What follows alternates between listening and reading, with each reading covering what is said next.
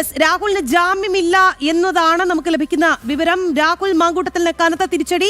മൂന്നാം ബലാത്സംഗ കേസിൽ രാഹുൽ മാങ്കൂട്ടത്തിൽ ജയിലിൽ തന്നെ തുടരേണ്ടി വരും എന്നുള്ളതാണ് ഇനി തുടർ നടപടി. ഇന്ന് തന്നെ അപ്പീലിന് പോകാനാണ് പ്രതിഭാഗത്തിന്റെ ഒരു തീരുമാനം. അത്തരത്തിൽ ഒരു തിരിച്ചടി രാഹുൽ മാങ്കൂട്ടത്തിൽ ക്യാമ്പ് നേരത്തെ തന്നെ തിരിച്ചറിഞ്ഞിരുന്നതാണ്. ഇന്ന് തന്നെ അപ്പീലിന് പോകാനുള്ള സാധ്യതയാണോ ഗോകുൽ?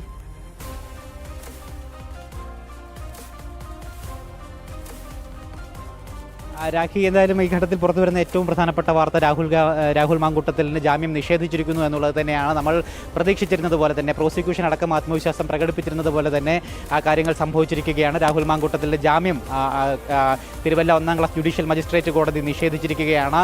ഈ ഘട്ടത്തിൽ രാഹുൽ ജാമ്യത്തിന് അർഹനല്ല എന്നുള്ളൊരു വിലയിരുത്തലിൽ കോടതി എത്തിയിരിക്കുകയാണ്. പ്രോസിക്യൂഷൻ കൃത്യമായിട്ട് ഇന്നലെ കോടതിയിൽ മുന്നോട്ട് വെച്ചിട്ടുള്ള വാദഗതികളൊക്കെ കോടതി ശരിവെക്കുന്ന ഒരു നിലപാടാണ് സ്വീകരിച്ചിരിക്കുന്നത്. പ്രധാനമായിട്ടും രാഹുലിനെതിരായിട്ടുള്ള ശക്തമായിട്ടുള്ള തെളിവുകൾ തന്നെയാണ് ഈ കേസിൽ ജാമ്യം നിഷേധിക്കാനുള്ള കാരണമായിട്ട് കോടതിക്ക് ബോധ്യമായിട്ടുള്ളത്. എന്തായാലും കൃത്യമായിട്ടുള്ള തെളിവുകൾ അത് ഹാജരാക്കുവാനായിട്ട് അന്വേഷണ സംഘത്തിന് സാധിച്ചിട്ടുണ്ടായിരുന്നു. പ്രോസിക്യൂഷനെ ഈ കാര്യം കൃത്യമായിട്ട് കോടതിയിൽ ബോധ്യപ്പെടുത്തുകയും ചെയ്തിട്ടുണ്ടായിരുന്നു. പ്രധാനമായിട്ടും രാഹുലിനെതിരായിട്ട് നമ്മൾ മുമ്പ് സൂചിപ്പിച്ചതുപോലെയുള്ള തെളിവുകൾ, അതായത് ഹോട്ടലിൽ നിന്നുള്ള രേഖകൾ, ഹോട്ടലിൽ നിന്നുള്ള CCTV ദൃശ്യങ്ങൾ, അതോടൊപ്പം തന്നെ ആ ഹോട്ടലിൻ്റെ രജിസ്റ്റർ അടക്കമുള്ള കാര്യങ്ങളിൽ രാഹുലിൻ്റെ സാന്നിധ്യം ഉണ്ടായിരുന്നു.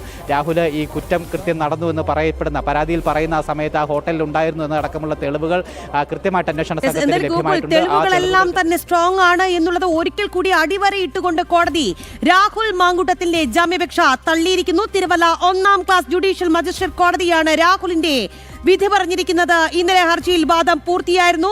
വിധി പ്രതികൂലമാണ്. എന്തായാലും രാഹുൽ ക്യാമ്പിന് കനത്ത തിരിച്ചടിയാണ്. രാഹുലിനെ പുകഴ്ത്തിപ്പാടിയവർക്കെല്ലാം തന്നെ കനത്ത തിരിച്ചടി. രാഹുൽ അഴിക്കുള്ളിൽ തന്നെ തുടരേണ്ടി വരും. ഒരാഴ്ചയായി രാഹുൽ മാങ്കൂട്ടത്തിൽ MLA ബലാത്സംഗ കേസിൽ കുടുങ്ങി ജയിലിലാണ്. ആ ജയിൽ മുറിയിൽ തന്നെ തുടരേണ്ടി വരും രാഹുൽ മാങ്കൂട്ടത്തിൽ MLAക്ക് എന്നുള്ളതാണ്. വിധി പ്രതികൂലമായതോടുകൂടി ജില്ലാ കോടതിയിൽ ഉടൻ തന്നെ ജാമ്യാപേക്ഷ നൽകാനായിരിക്കും രാഹുൽ മാങ്കൂട്ടത്തിന്റെ തീരുമാനം. ഇതിനോടകം തന്നെ രാഹുൽ മാങ്കൂട്ടത്തിന്റെ അഭിഭാഷകൻ അത്തരത്തിൽ നീക്കങ്ങൾ തുടങ്ങിയിരുന്നു. കാരണം ഈ തെളിവുകൾ വളരെ സ്ട്രോങ് ആണ്. ഈ ബലാത്സംഗ കേസിൽ രാഹുൽ മാങ്കൂട്ടത്തിന് ഊരിപ്പോരുക അത്ര എളുപ്പമല്ല എന്ന തിരിച്ചറിവിന്റെ അടിസ്ഥാനത്തിലായിരിക്കാം ഇന്ന് തിരിച്ചടി ഉണ്ടായാൽ, വിധി പ്രതികൂലമെങ്കിൽ ഇന്ന് തന്നെ അല്ലെങ്കിൽ ഉടൻ തന്നെ ജാമ്യാപേക്ഷയുമായി ജില്ലാ സെഷൻസ് കോടതിയെ സമീപിക്കാൻ അഭിഭാഷകൻ തീരുമാനിച്ചിരുന്നു. എത്രയും വേഗം അത്തരത്തിലുള്ള നീക്കത്തിനായിരിക്കും ഇനി സാക്ഷ്യം വഹിക്കാൻ പോകുന്നത് എന്നുള്ളതാണ്. രാഹുൽ മാങ്കൂട്ടത്തിൽ MLAക്ക് ബലാത്സംഗ കേസിൽ വീണ്ടും തിരിച്ചടി. 3ാം ബലാത്സംഗ കേസിൽ അഴിക്കുള്ളിൽ തന്നെ MLA തുടരേണ്ടി വരും എന്നുള്ളതാണ്. ഗോകുൽ, എങ്ങനെയാണ് നമുക്കിപ്പോൾ കോടതിയിൽ നിന്ന് ലഭിക്കുന്ന ഒരു അപ്ഡേറ്റ്?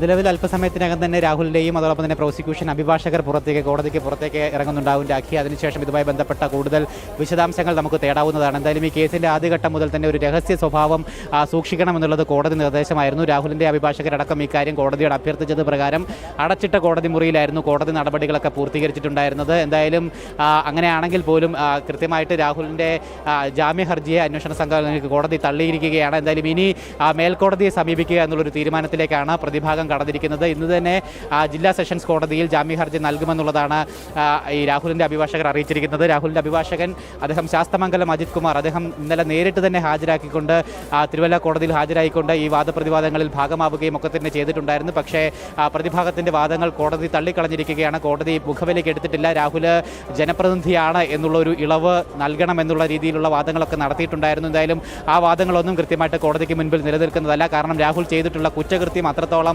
ക്രൂരമായിട്ടുള്ള കുറ്റകൃത്യമാണ്. അത് പരാതിയിൽ അതോടൊപ്പം തന്നെ പോലീസ് സമർപ്പിച്ചിട്ട് റിമാൻഡ് റിപ്പോർട്ടിലടക്കം വായിക്കുമ്പോൾ എത്രമാത്രം ഹീനമായിട്ടുള്ള കൃത്യമാണ് അയാൾ നടത്തിയത് എന്നുള്ള കാര്യം വ്യക്തമാണ്. 2024 ആ ഹോട്ടലിലേക്ക്, തിരുവല്ലയിലെ ഹോട്ടലിലേക്ക് ഈ പെൺകുട്ടിയെ വിളിച്ചു വരുത്തിയത്. ആ പെൺകുട്ടിയെ കൊണ്ട് തന്നെ റൂം എടുപ്പിച്ചു. അതിനുശേഷം രാഹുൽ പിന്നീട് അങ്ങോട്ടേക്ക് എത്തി. കണ്ട മാത്രയിൽ തന്നെ ആ പെൺകുട്ടിയേക്ക് നേരെ ക്രൂരമായിട്ടുള്ള ശാരീരിക ഉപദ്രവം നടത്തുകയായിരുന്നു രാഹുൽ എന്നുള്ളതാണ് പറയുന്നത്. അതിനുശേഷം സമാനമായിട്ട് മറ്റ് ആദ്യ 2 പരാതികളിൽ ഉണ്ടായിരുന്നത് പോലെ തന്നെ തനിക്കൊരു കുഞ്ഞ് വേണം, അങ്ങനെയാണെങ്കിൽ മാത്രമേ കല്യാണം കഴിക്കാൻ സാധിക്കുകയുള്ളൂ, വീട്ടിൽ സമ്മതിക്കുകയുള്ളൂ എന്ന് ഈ യുവതിയെ പറഞ്ഞ് തെറ്റിദ്ധരിപ്പിച്ചു. തുടർന്ന് കുഞ്ഞുണ്ടാകുന്ന ആ വേളയിൽ അതിനെ നശിപ്പിക്കുവാൻ വേണ്ടി നിർബന്ധിക്കുന്നു, ഗർഭഛിദ്രം നടത്തുവാൻ വേണ്ടി നിർബന്ധിക്കുന്നു.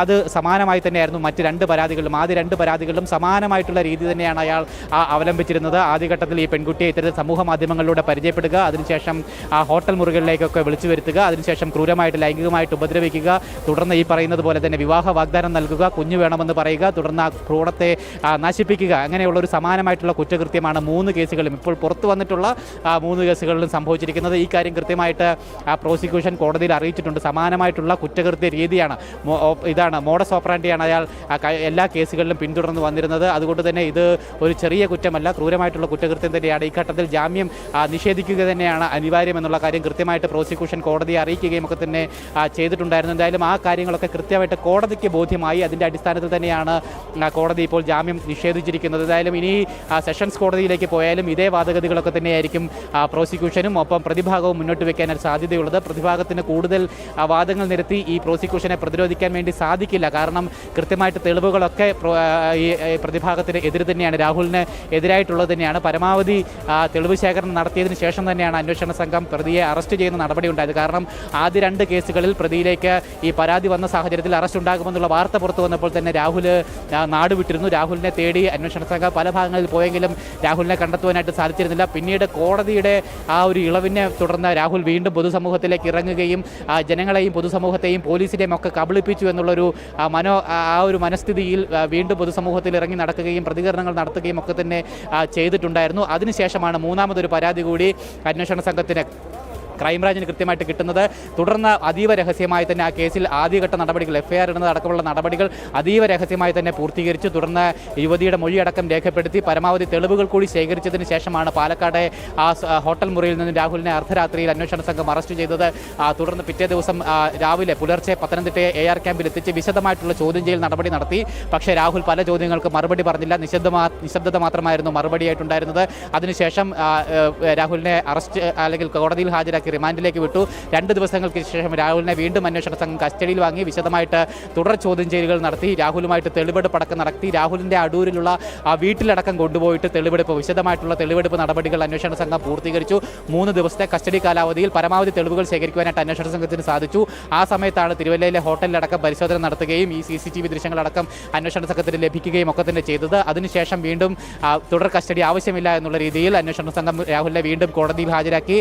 പിന്നീട് രാഹുലിനെ റിമാൻഡിലേക്ക് വിടുകയാണ് ഉണ്ടായത്. ഈ ഘട്ടത്തിലൊക്കെ കോടതിയിലും രാഹുലിനെ മെഡിക്കൽ പരിശോധനയ്ക്ക് ആശുപത്രിയിലേക്ക് കൊണ്ടുവരുമ്പോഴൊക്കെ തന്നെ വലിയ പ്രതിഷേധം, പ്രത്യേകിച്ച് യുവജന സംഘടനകളായിട്ടുള്ള യുവമോർച്ചയുടെയും DYFIയുടെയും ഒക്കെ നേതൃത്വത്തിൽ കനത്ത പ്രതിഷേധങ്ങൾ കോടതി പരിസരത്തും ഒക്കെ ഉണ്ടായിരുന്നു. രാഹുലിന് നേരെ ചീമുട്ടയേറ് വരെ ഉണ്ടായിട്ടുണ്ട്. അതായത് പൊതുസമൂഹം അത്രമേൽ ആ ഒരു വ്യക്തിക്ക് മേൽ അല്ലെങ്കിൽ അത്രമാത്രം ഹീനകരമായിട്ടുള്ള കൃത്യം ചെയ്തിട്ടുള്ള അയാളെ അത്രമാത്രം പൊതുസമൂഹം വെറുക്കുന്നു എന്നുള്ള രീതിയിലുള്ള പ്രതിഷേധങ്ങൾ തന്നെയാണ് നമുക്ക് കാണുവാനായിട്ട് സാധിച്ചിട്ടുണ്ടായിരുന്നത്. മാത്രമല്ല പൊതുസമൂഹത്തിൽ നിന്ന് വന്നിട്ടുള്ള പ്രതികരണങ്ങൾ, രാഹുലിനെതിരായിട്ട് അത്തരത്തിലുള്ള പ്രതികരണങ്ങളടക്കം വരികയും ഒക്കെ തന്നെ ചെയ്തിട്ടുണ്ടായിരുന്നു. എന്തായാലും രാഹുലിന് ജാമ്യം നിഷേധിച്ച വേളയിൽ രാഹുൽ 24-ാം തീയതി വരെ വീണ്ടും ഈ മാവേലിക്കര സബ് ജയിലിൽ തന്നെ തുടരുമെന്നുള്ളതാണ് നമുക്ക് മനസ്സിലാക്കുവാനായിട്ട് സാധിക്കുന്നത്. എന്തായാലും സെഷൻസ് കോടതിയിലേക്ക് പോകാനാണ് നിലവിൽ പ്രതിഭാഗത്തിൻ്റെ തീരുമാനം. സെഷൻസ് കോടതിയും ജാമ്യം നിഷേധിക്കുകയാണെങ്കിൽ ഹൈക്കോടതിയിലേക്ക് പോകുമെന്നുള്ള കാര്യവും അവർ വ്യക്തമാക്കി കഴിഞ്ഞിട്ടുണ്ട്. എന്തായാലും മറ്റ് 2 കേസുകൾ കൂടി അതിൽ കൂടി കോടതി വിധി വരാനായിട്ടിരിക്കുകയാണ്. കാരണം ആദ്യ 2 പരാതിയിൽ രാഹുൽ ജാമ്യത്തിൻ്റെ ഇളവിൽ നിൽക്കുകയാണ്. ആ വരുന്ന ദിവസങ്ങളിൽ ആ കേസുകളും ഹൈക്കോടതി അടക്കം പരിഗണിക്കുന്നുണ്ട്. എന്തായാലും ഇപ്പോൾ ഉണ്ടായിട്ടുള്ള ഈ ഒരു നിയമത്തിൻ്റെ ഭാഗത്തു നിന്നുണ്ടായിട്ടുള്ള ഈ ഒരു പ്രതിസന്ധി അത് രാഹുലിന് മറ്റ് കേസുകളിലും ബാധിക്കുമെന്നുള്ള കാര്യത്തിൽ യാതൊരു സംശയവുമില്ല. മറ്റ് ഹർജികളിലും സമാനമായിട്ടുള്ള അവസ്ഥ സ്വാധീനിക്കപ്പെടും. പ്രത്യേകിച്ച് രാഹുലിനെതിരായിട്ടുള്ള ഈ കുറ്റകൃത്യം തെളിഞ്ഞിരിക്കുന്ന അല്ലെങ്കിൽ കോടതിക്ക് ഈ കീഴ്ക്കോടതിക്ക് ബോധ്യമായ ഒരു സാഹചര്യത്തിൽ മേൽക്കോടതിയിലും അതിൻ്റെ സ്വാധീനം ഉണ്ടാകുമെന്നുള്ള കാര്യത്തിൽ യാതൊരു സംശയമില്ല. അങ്ങനെയാണെങ്കിൽ വരുന്ന കേസുകളിലും വരുന്ന ദിവസങ്ങളും രാഹുലിന് വലിയ പ്രതിരോധം തീർക്കുമെന്നുള്ള കാര്യത്തിൽ യാതൊരു സംശയം വേണ്ട. രാഹുൽ കൂടുതൽ കുരുക്കിലേക്ക് നീങ്ങുകയാണ്. ജയിലിനുള്ളിൽ തന്നെ രാഹുൽ തുടരുമെന്നുള്ള കാര്യവും നമുക്ക് ഈ ഘട്ടത്തിൽ പറയുവാനായിട്ട് സാധിക്കും. കേസിലും രാഹുൽ മാങ്കൂട്ടത്തിൽ MLAക്ക് ജാമ്യമില്ല. കനത്ത തിരിച്ചടിയാണ് രാഹുൽ അഴിക്കൂട്ടത്തിൽ തന്നെ എന്നുള്ളത് ഒരിക്കൽ കൂടി കോടതി ഓർമ്മിപ്പിക്കുന്നു. രാഹുൽ മാങ്കൂട്ടത്തിന്റെ ഹർജി കോടതി തള്ളി. തിരുവല്ല 1ാം ക്ലാസ് ജുഡീഷ്യൽ മജിസ്ട്രേറ്റ് കോടതിയാണ് ഹർജി തള്ളിയത്. എന്തായാലും ഇന്ന് തന്നെ ഒരുപക്ഷെ രാഹുൽ മാങ്കൂട്ടത്തിൽ ഹർജിയുമായി ജില്ലാ സെഷൻസ് കോടതിയെ സമീപിച്ചേക്കും എന്നുള്ളതാണ് ലഭിക്കുന്ന വിവരം. നമുക്ക് ഈ വാർത്ത